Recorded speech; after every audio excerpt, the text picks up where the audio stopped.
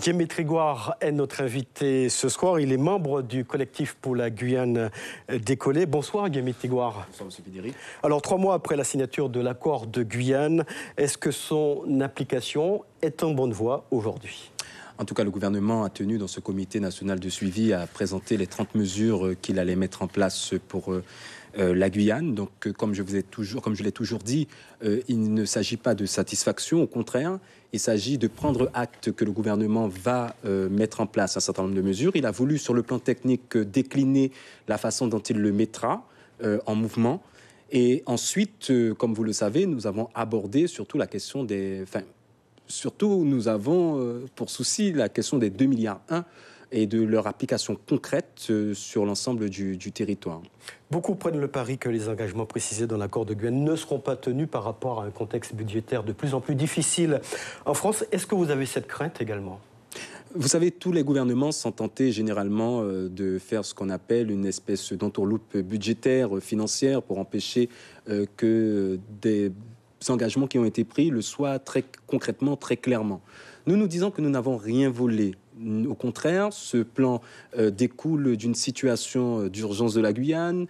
Le plan de 2,1 milliards, c'est justement pour traiter ce qu'on appelle les urgences des urgences. Donc, on refuse, nous, de prendre à notre compte ce que d'autres appellent l'effort budgétaire ou l'optimisation budgétaire. Ça n'est pas de notre oreille, c'est pas ce qu'on souhaite entendre. En tout cas, c'est pas ce qu'on souhaite voir, et nous allons veiller à faire en sorte que ce plan soit concrètement appliqué en Guyane. Je crois que la ministre a fait preuve d'une certaine ouverture, mais je veux dire qu'au-delà du plan Guyane, il y a surtout ce projet guyanais que nous devons discuter sous la houlette du Congrès, puisque la ministre a voulu surtout nous présenter, nous inscrire dans ce qu'on appelle les assises de l'outre-mer. Justement, est-ce que vous y croyez à ces assises ? Est-ce que la feuille de route pour la Guyane n'est pas encore présente dans l'accord de Guyane ?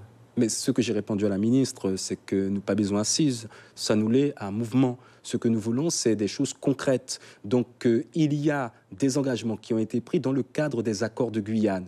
Tous les élus de Guyane et donc toutes les parties signataires ont pris cet engagement. Donc, ce que nous faisons, c'est pas ce que le gouvernement lui-même veut nous proposer, nous suggérer, ou bien encore nous imposer. La ministre a dit, elle le dit très clairement, si on ne veut pas ces assises-là, qu'elle le respectera, notre volonté, en s'inscrivant elle-même dans les États généraux. Mais encore faut-il que nous, Guyanais, qu'on mette, et je veux surtout parler des élus. Ils sont d'accord avec vous sur cette question-là, les élus ? La grande majorité des élus sont d'accord pour être dans le cadre des accords de Guyane.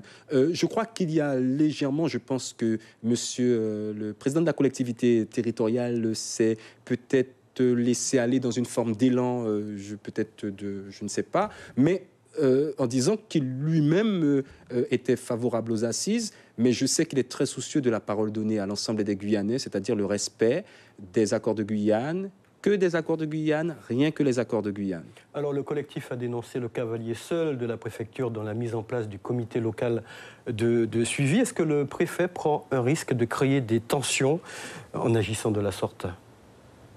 Vous savez, on a bien compris que chacun va de son petit jeu. Je crois que la ministre a déjà dit, elle le répète. Vous savez, c'est une femme qui dit qu'elle est franche et directe, que chacun de nous n'a pas intérêt à jouer. Il s'agit de la vie des Guyanais. De quoi parle-t-on ? D'un comité de suivi qui est mis en place avec des personnes qu'on appelle, et ces personnes, comment dirais-je, ne sont pas reconnues en tant que telles. Parce qu'elles n'ont pas participé aux négociations. Ce que j'essaie de vous faire comprendre, c'est que notre accord de Guyane reconnaît des entités morales. Donc oui. Nous avons vu des gens, des personnes là, et au même moment, nous voyons qu'il y a des personnes qui font partie du comité pour la Guyane décollée et qui sont responsables de pôle et qui sont à l'extérieur. Donc nous dirons au préfet demain quelle est notre position par rapport à tout cela. Mais je crois que tout ceci devrait s'arranger. Je crois que le préfet est très soucieux de faire en sorte que tout le monde participe. J'espère que tout le monde participe à ce comité de suivi territorial. Merci Dimitri Gouard.